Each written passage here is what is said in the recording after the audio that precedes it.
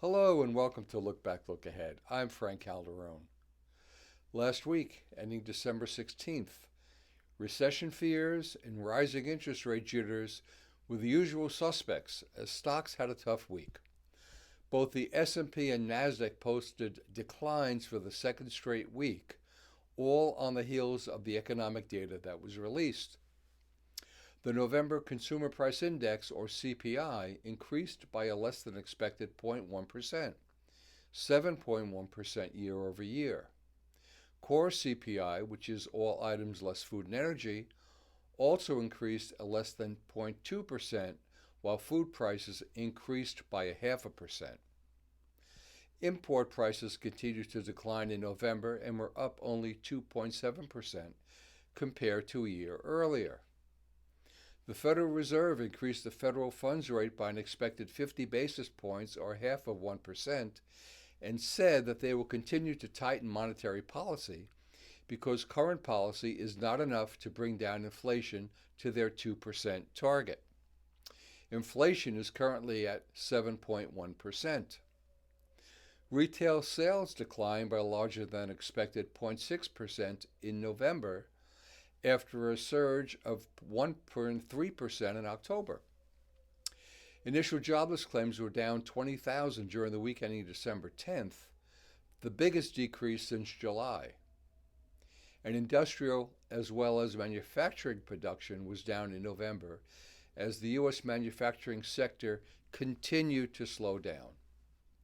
Year to date, the Dow is down 9.4%, the S&P down 19.2%, and the Nasdaq is down 31.6%. The yield on the 10-year U.S. Treasury bond is 3.49%. The yield on the 2-year bond is 4.18%. Oil closed at $74.28 a barrel. Gold closed at $1,790.90 an ounce, with silver closing at $23.21 an ounce. For this week of December 19th, Monday we'll get the NAHB Home Builders Index. Tuesday, building permits and housing starts will be reported. Wednesday we'll get the current account deficit, the Consumer Confidence Index, and existing home sales.